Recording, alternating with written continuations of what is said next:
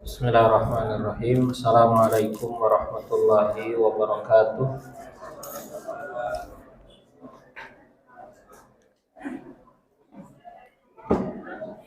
Innal hamdalillah nahmaduhu wa nasta'inuhu wa nastaghfiruh wa na'udzu billahi min syururi anfusina wa sayyiati a'malina.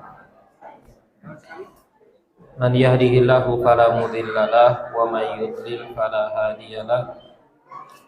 Asyhadu an la ilaha illallah wahdahu la syarikalah wa asyhadu anna Muhammadan abduhu wa rasuluh sallallahu alaihi wa ala alihi wa sahbihi wa sallama tasliman katsiran ila yaumiddin, amma ba'd. Allahumma anfa'na bima 'allamtana wa 'allimna ma yanfa'una wa zidna 'ilman. Subhanaka la 'ilma lana illa ma 'allamtana innaka antal 'alimul hakim. Hadirin kaum muslimin wal muslimat rahimani wa rahimakumullah. Alhamdulillah, malam hari ini kembali kita dapat berkumpul di majelis yang mulia ini untuk melanjutkan pembahasan kita atas kitab Ittiba'ul Hawa, yaitu sikap mengikuti hawa nafsu. Pembahasan kita dari kitab ini terakhir pada pertemuan yang lalu sampai pada pembahasan asbabut tiba'il hawa, yaitu sebab-sebab mengikuti hawa nafsu atau faktor-faktor yang menyebabkan seseorang mengikuti hawa nafsu atau memiliki kebiasaan dan sikap mengikuti hawa nafsu. Ya, dari pembahasan ini kita baru membaca sebab yang pertama ya. Sebab yang pertama di halaman ke-13. Nah, ya, sebab yang telah kita baca adalah adamu ta'awudi ala dhabtil hawa minas sigori, yaitu tidak terbiasa dalam mengendalikan hawa nafsu dari sejak kecil. Ini kaitannya dengan masalah pendidikan anak ya. Kaitannya dengan tanggung jawab orang tua di dalam mendidik anak-anaknya. Ya. Maka ini sebetulnya poin ini adalah tanggung jawab orang tua sebetulnya.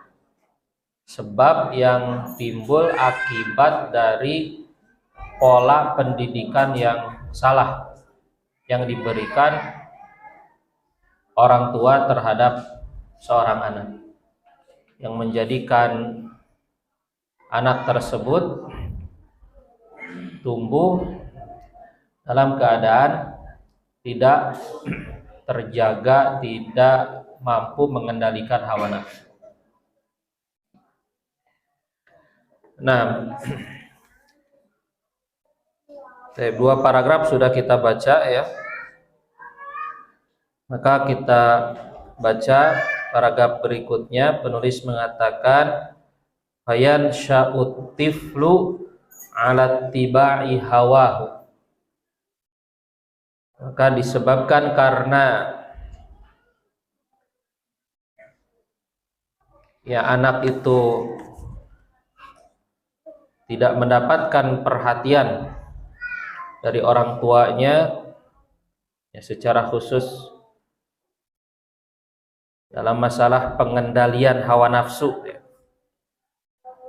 Maka anak tersebut tumbuh ya, fayan sya'u, maka tumbuh atiflu, anak tersebut ala tiba'il hawa, di atas kebiasaan mengikuti hawa nafsunya.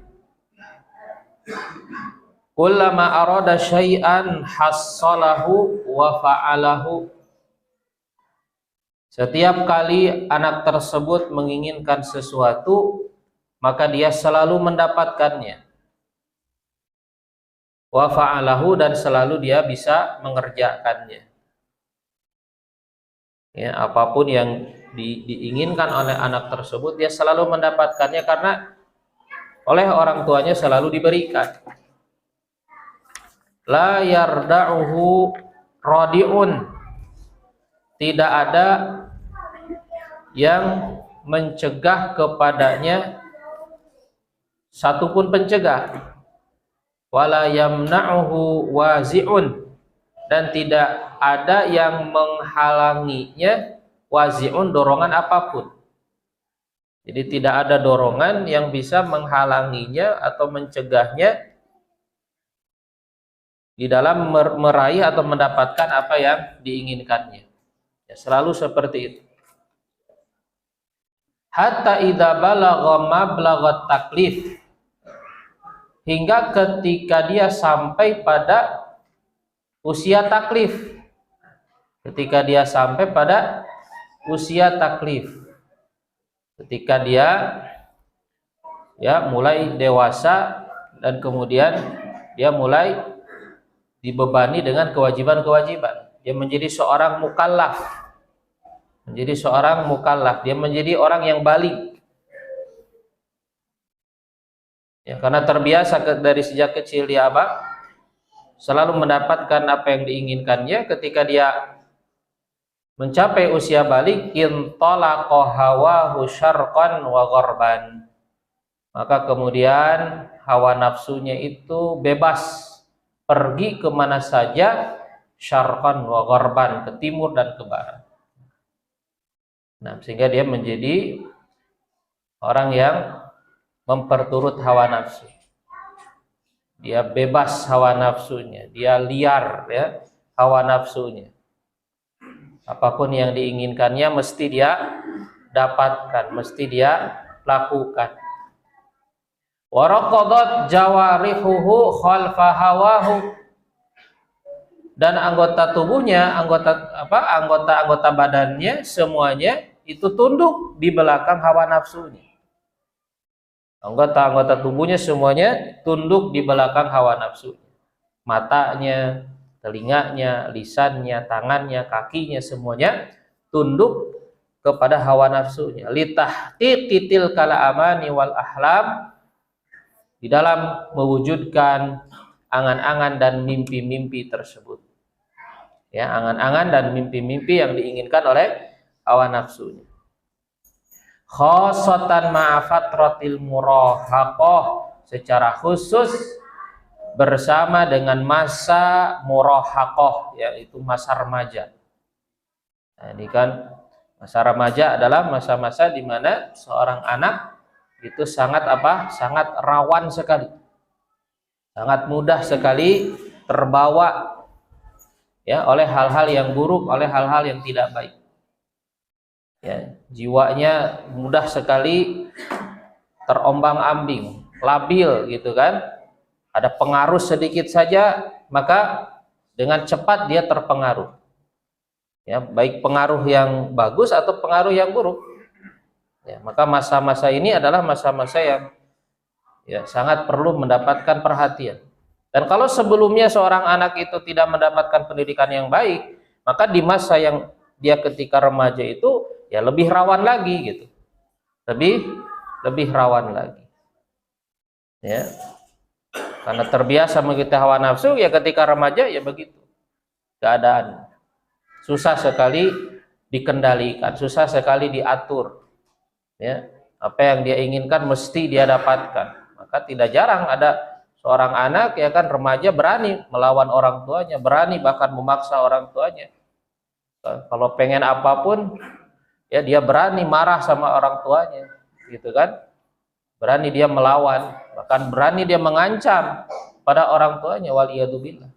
Nah, tidak jarang ada anak-anak seperti itu, gitu ya. Karena yang salah sebetulnya orang tuanya juga, gitu kan? Karena tidak memberikan pendidikan yang baik, tidak berusaha untuk mendidik anaknya itu mampu untuk mengendalikan hawa nafsunya. Nah, khasatan ma'afatratil murahaqah. Secara khusus yaitu ketika di fase yaitu remaja. Fayaf'alul jaraimal idham wal umurul kibar. Maka dia pun melakukan kejahatan-kejahatan, perbuatan-perbuatan buruk yang luar biasa. Wal umurul kibar, perkara-perkara besar. Walaysa min sabilin lidaf'ihi an dzalika wala man'ihi. Ya, ketika sudah seperti itu, maka tidak ada jalan lagi untuk mencegahnya, untuk menghalanginya. Ya. Maka dia menjadi orang yang ya sangat sulit sekali untuk dirubah, karena sudah menjadi karakter, sudah menjadi sifat yang kuat di dalam dirinya. Nah, qad amila sahabatu radhiyallahu anhum fi tarbiyati abanaihim ala tiyadi dhabti nafsi mundhu sigari. Dan para sahabat mereka telah mendidik anak-anak mereka supaya bisa mengendalikan hawa nafsunya dari sejak kecil. Jadi ya, di antara teladan kita dalam pendidikan itu adalah ya generasi terbaik dari umat ini, itu para sahabat Nabi Shallallahu Alaihi Wasallam. Mereka adalah orang-orang yang ya juga memberikan pendidikan kepada anak-anak mereka, ya, termasuk dalam masalah membiasakan anak-anak mereka supaya menjadi anak-anak yang bisa mengendalikan hawa nafsu. Itu ya. Fakanu yuhawiluna ma'ahum fis siyam was salati wal haji. Maka mereka para sahabat berusaha untuk membawa anak-anak mereka dalam aktivitas berpuasa, sholat, melaksanakan haji, wa ghairi dzalika minal umuri syar'iyyah, dan hal-hal yang lain dari perkara-perkara syar'i. Ya. Jadi para sahabat Nabi Shallallahu Alaihi Wasallam mereka ya dari sejak kecil anak-anak mereka itu mereka ajak untuk melaksanakan ibadah-ibadah kepada Allah Subhanahu Wa Taala, melaksanakan aktivitas-aktivitas ibadah. Ya, di antaranya adalah puasa, sholat, haji, begitu juga yang lainnya. Ya, karena di antara yang hendaklah kita berikan ya, pendidikan yang kita berikan kepada anak-anak itu adalah terkait dengan masalah ibadah. Ya, mungkin ada 3 lah yang perlu kita perhatikan dalam kita mendidik anak-anak mereka anak-anak kita dari sejak kecil. Pertama adalah masalah akidah, tentu saja. Pertama adalah masalah keyakinan, masalah keimanan. Kita berikan ya informasi-informasi gitu kan berkaitan dengan masalah-masalah yang harus dia yakini gitu kan, yang harus dia yakini sebagai seorang muslim, yang harus dia yakini sebagai seorang muslim. Ya.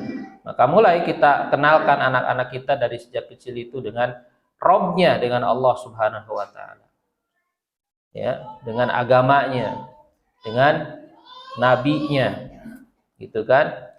Kita kenalkan mereka juga dengan nama-nama dan sifat-sifat Allah Subhanahu Wa Taala. Ya, kita kenalkan mereka dengan tauhid, gitu kan, dan cegah mereka, larang mereka dari syirik, sebagaimana yang dilakukan oleh Luqman kepada putranya, ya kan. Apa Allah Subhanahu Wa Taala berfirman, wa idz qala Luqmanu libnihi wa huwa ya'idhuhu ya bunayya la tusyrik billah innasyirka la dzulmun 'adzim. Dan ingatlah ketika Luqman berkata kepada anaknya ketika dia memberikan nasihat kepada anaknya tersebut, ya bunayya, wahai anakku, la tusyrik billah, jangan kamu menyekutukan Allah, sesungguhnya syirik itu adalah kezaliman yang besar. Ini salah satu contoh bagaimana ya orang-orang soleh gitu ya, itu memberikan pendidikan tauhid kepada anak-anak mereka. Nah, kita kenalkan anak-anak kita dengan akhirat, ya, dengan surga, dengan neraka, ya sesuai dengan usia mereka, ya disesuaikan dengan usia mereka dan pemahaman mereka, tentu saja dengan bahasa yang ya kita sesuaikan. Nah, yang kedua adalah terkait dengan ibadah. Kita biasakan anak-anak kita untuk melaksanakan ibadah-ibadah, terutama ibadah-ibadah penting di dalam Islam. Ya, diantaranya sholat, Oleh karena itu Nabi Shallallahu Alaihi Wasallam mengatakan, muru auladakum bis shalah wa hum sab'us sinin. Perintahkan anak-anak kalian untuk melaksanakan sholat ketika berusia 7 tahun.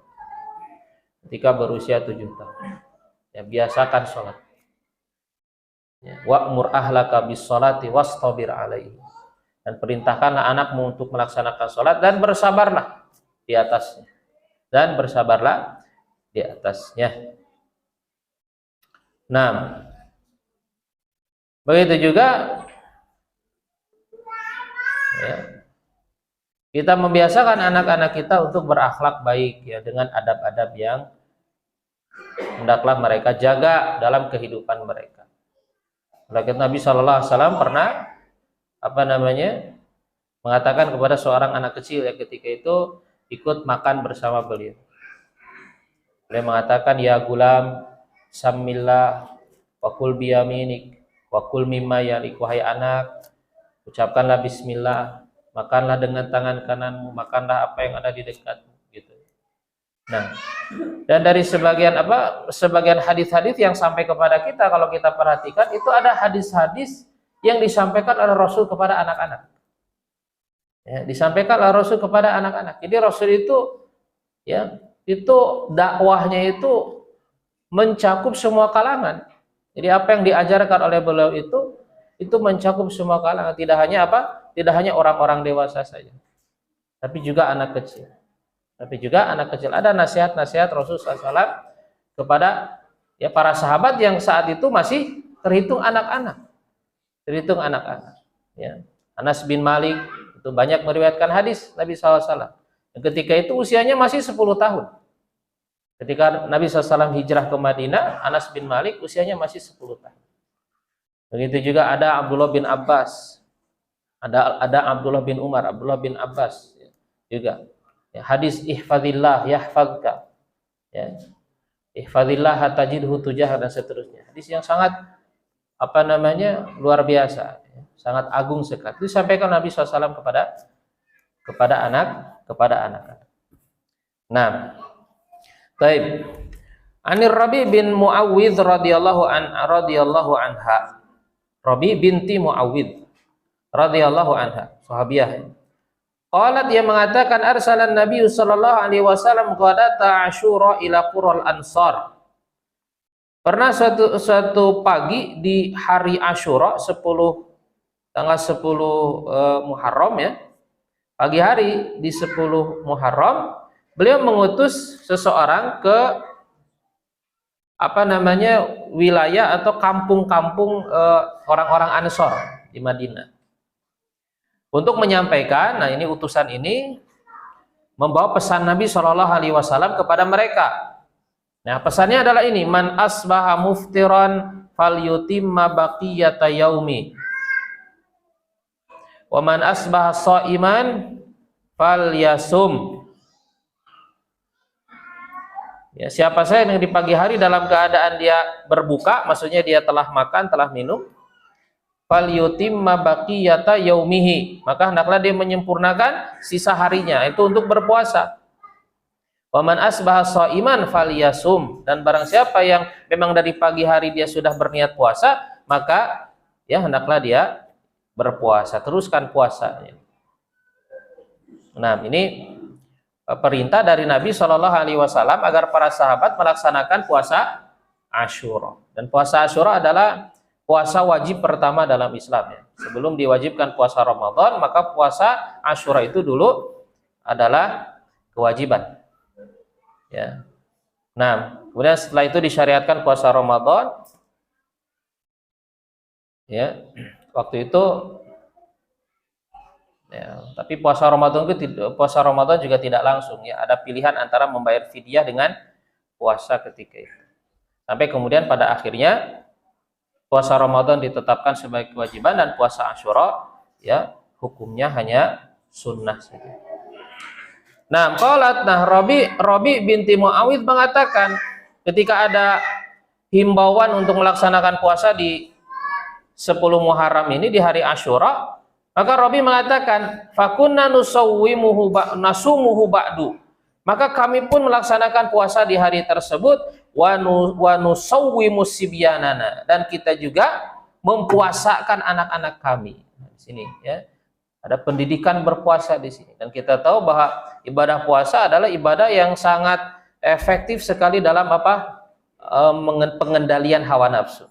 Ya, salah satu ibadah yang sangat memberikan pendidikan ya kepada diri kita di dalam pengendalian hawa nafsu. Maka sangat cocok sekali kalau anak-anak dari sejak kecil dibiasakan berpuasa supaya apa? Supaya tumbuh dalam keadaan dia mampu mengendalikan hawa nafsu. Gitu. Wa nusawwimu sibyanana wa naj'alu lahumul lu'bata minal ihni. Bahkan kami katanya membuatkan untuk mereka lu'bah, mainan dari ihin, dari ya, semacam kapas-kapas gitulah ya. Ya, dari ihin. Fa idza baka ahaduhum 'ala ta'am a'tainahu dzalik. Maka apabila salah seorang di antara mereka anak-anak kami itu menangis karena ingin makan, a'tainahu dzalik, kita berikan mainan itu kepadanya. Ini ya. Ini berarti masih nangis-nangis gini, berarti masih sangat kecil ya. Masih Masih cukup kecil itu. Mereka mendidik anak-anaknya untuk berpuasa. Ya. Ketika salah seorang di antara mereka menangis karena ingin makan, kami berikan mainan tersebut hatta yakuna indal iftar, sampai kemudian waktu berbuka. Ya, sampai kemudian waktu berbuka. Gitu. Baik. Nah, ini contoh ya bagaimana salafus saleh dulu, para sahabat dulu mendidik anak-anak mereka.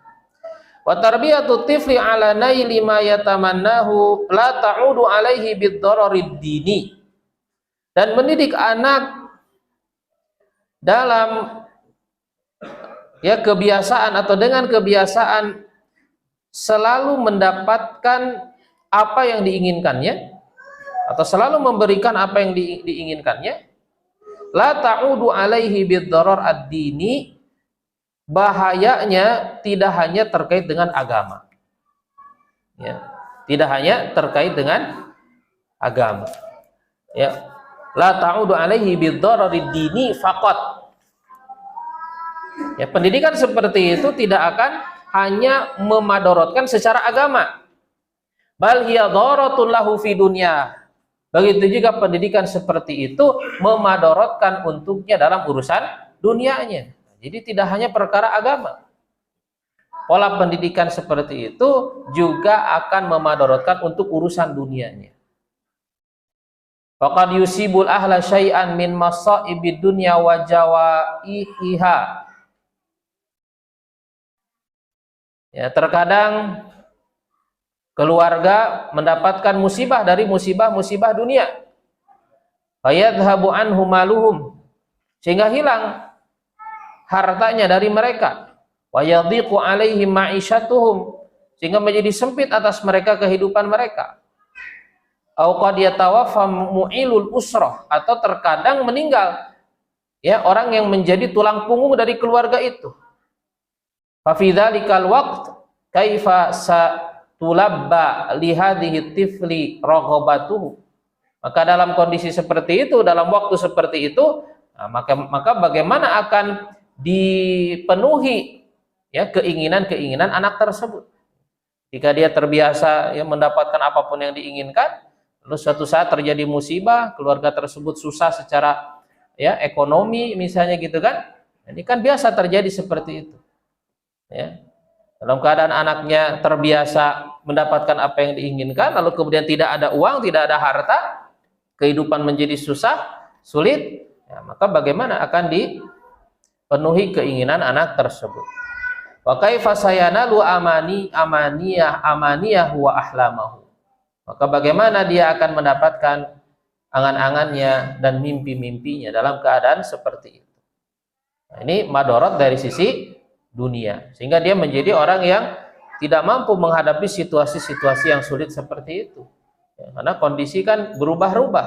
Kadang-kadang seorang maju gitu kan, memiliki keluasan dalam harta, tapi kadang-kadang seorang juga ya mendapatkan kesusahan secara harta.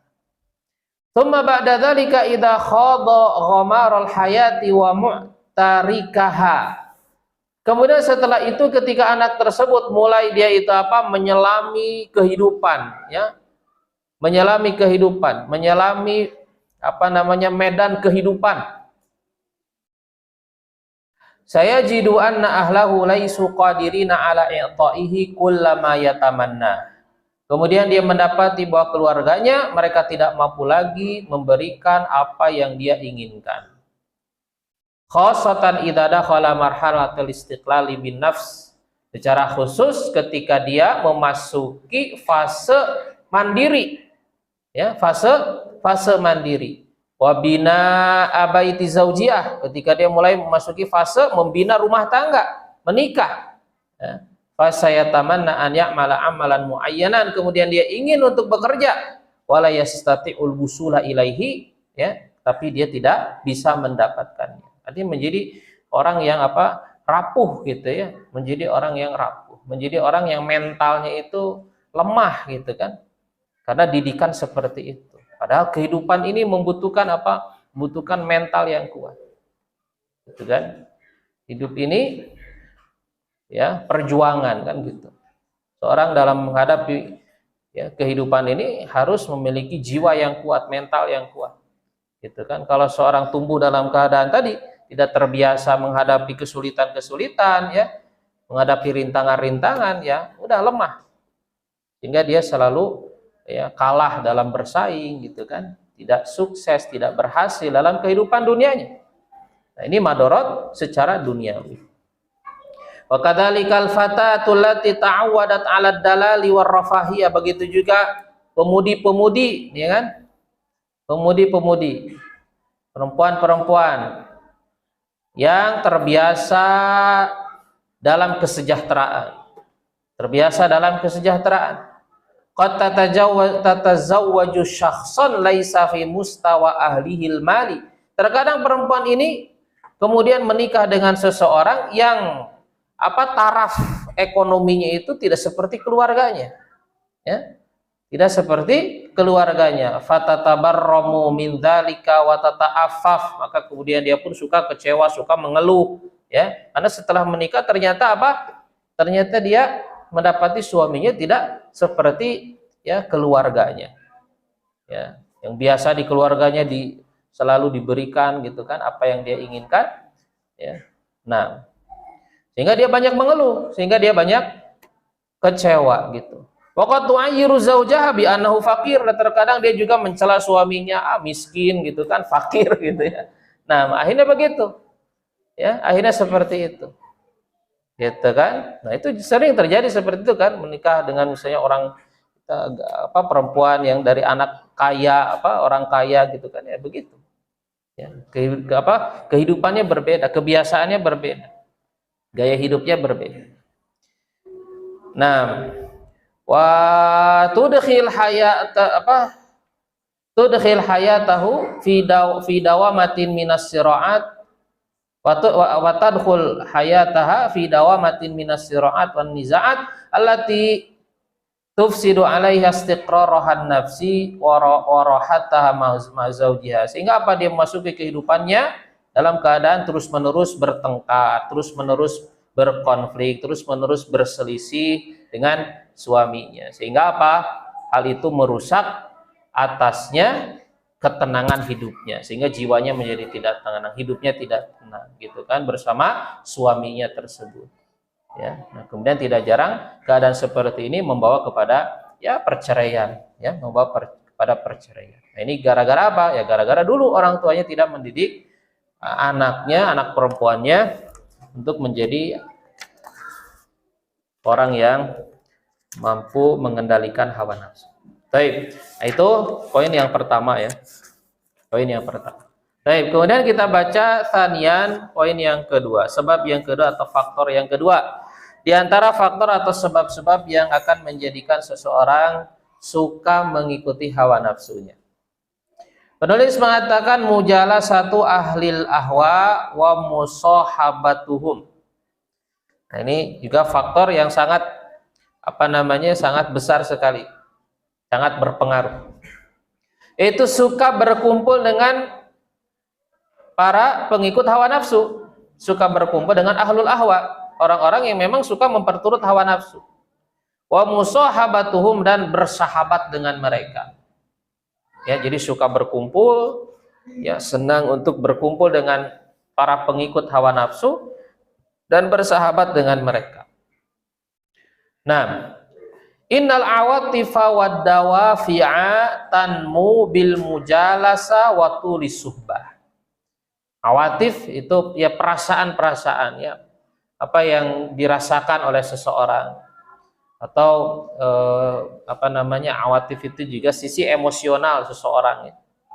Wad dawafi, begitu juga dawafi, pendorong-pendorong atau motivasi-motivasi yang ada dalam diri kita, itu berkembang, tumbuh bil mujalasa wa tulis suhbah, dengan pergaulan dan lamanya pertemanan.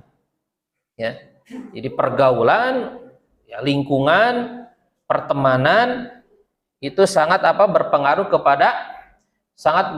kepada tadi ya sisi emosional dan juga motivasi-motivasi yang ada dalam diri seseorang, dorongan-dorongan yang ada dalam diri. Ya. Keinginan-keinginan, minat juga itu sangat ditentukan oleh lingkungan dan pergaulan.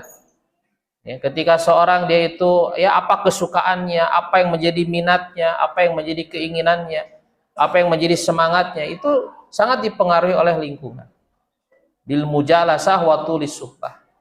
Faman lazama mujalasata ahlil ahwa wa adama suhbatahum, maka siapa saja yang dia terus-menerus selalu dia bergaul dengan ahlul ahwa, dengan ahlul hawa, dengan orang yang suka memperturut hawa nafsu, wa adama suhbatahum, dan dia terus-menerus bersahabat dengan mereka, selalu menyertai mereka, selalu bersama dengan mereka, fala budda an yata'athara bihim, maka pasti dia akan terpengaruh dengan mereka. Maka pasti dia akan terpengaruh dengan mereka. La siyama in kana dha'ifas syakhsiyah, secara khusus ketika dia itu adalah orang yang lemah secara kepribadian. Ya, jadi memiliki pribadi yang lemah. Wa indahu qabiliyatun lita'atsur, dan dia memiliki qabiliyah, itu yang mudah sekali terpengaruh lah intinya. Indahu qabiliyatun lita'atsur biman haulahu duna hisab. Jadi orang yang mudah sekali terpengaruh oleh orang-orang yang ada di sekitarnya tanpa perhitungan, tanpa berpikir, gitu kan? Ya. Ini secara khusus seperti itu. Ya kan? Secara khusus ketika orang tersebut itu lemah secara kepribadian dan mudah sekali terpengaruh dengan orang-orang yang ada di sekitarnya tanpa dia berpikir, tanpa dia mempertimbangkan, gitu kan? Nah, ada orang seperti itu. Ya. Nah, walidzalika kana salafu yanhauna an mujalasati ahlil bid'ah wal ahwa. Oleh karena itu, orang-orang salaf dulu melarang mereka untuk bermajlis atau berkumpul dengan ahli bid'ah dan ahli ahwa, yaitu orang-orang yang mengikuti hawa nafsu, termasuk ahli maksiat. Ya. Qala Abu Qilabah mengatakan, la tujalisu ashabal ahwa wala tujadiluhum. Jangan kamu berkumpul bersama dengan ashabul ahwa, orang-orang yang memperturut hawa nafsu, ahli bid'ah. Karena di antara bentuk mengikuti hawa nafsu itu adalah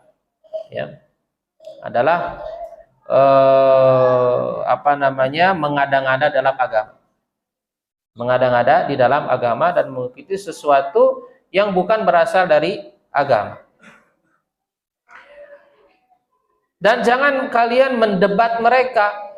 Jangan kalian mendebat mereka. Fa innila amanu an yagmisukum fid dhalalah, karena sesungguhnya aku tidak bisa menjamin mereka akan menjerumuskanmu ke dalam kesesatan. Au yulabbisu alaikum fid din ba'da ma lubbisa alaihim, atau mereka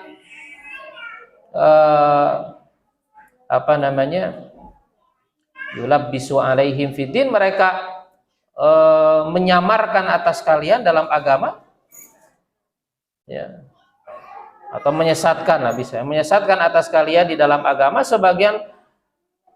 perkara yang mereka juga disesatkan karenanya. Qala Mujahid mengatakan la tujalisu ahlal ahwa, jangan kalian berkumpul dengan pengikut hawa nafsu. Wa mithlu an Qais bin Ibrahim, begitu juga perkataan yang seperti itu dari Qais bin Ibrahim. Ini perkataan-perkataan salaf ya dulu, bagaimana mereka sangat mewanti-wanti, memperingatkan agar seseorang tidak bergaul dengan para pengikut hawa nafsu. Kenapa? Karena khawatir kemudian terpengaruh dengannya. Ya. Kemudian terpengaruh dengannya. Nah, maka kita juga menjaga diri kita ya dari bergaul dengan orang-orang yang akan memberikan pengaruh buruk kepada kita. Begitu juga keluarga kita jaga, istri kita jaga ya dari bergaul dengan orang-orang yang akan memberikan pengaruh buruk. Ya, kalau ada tetangga misalnya suka ngobrol sama tetangga yang tetangganya tidak baik gitu kan, ya cegah, larang gitu kan. Karena terkadang istri kita jadi berubah gara-gara ya bergaul dengan orang yang salah. Begitu juga anak-anak kita termasuk tadi. Anak-anak kita juga kita jaga supaya anak-anak kita hanya bergaul dengan anak-anak yang baik saja. Gitu kan? Nah, ini demi kebaikan mereka juga, demi kebaikan mereka. Ya. Karena tadi manusia itu sangat cepat sekali terpengaruh oleh orang-orang yang ada di sekitarnya, orang-orang yang ada di lingkungannya. Baik. Kemudian yang ketiga, masih ada waktu. Nah, ini sedikit ya. Yang ketiga sedikit kita baca. Tsalitsan dha'ful ma'rifatil haqqah billahi wad daril akhir. Lemahnya pengetahuan yang benar tentang Allah dan negeri akhirat. Di antara yang menyebabkan seorang mengikuti hawa nafsu adalah karena memiliki pengetahuan yang lemah tentang Allah dan negeri akhirat. Alladzi la yuqaddiru rabbahu haqqa qadrihi la yubali idza aghdabahu au asahu au khalafa amri. Orang yang tidak mengagungkan Rabb-nya, tidak punya rasa pengagungan kepada Allah dengan sebenar-benar pengagungan, maka dia tidak akan peduli. Maka dia tidak akan peduli apabila dia kemudian membuat Allah murka.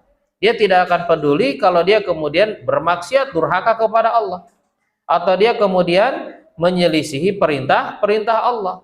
Ya. Nah, ini semuanya berasal dari apa?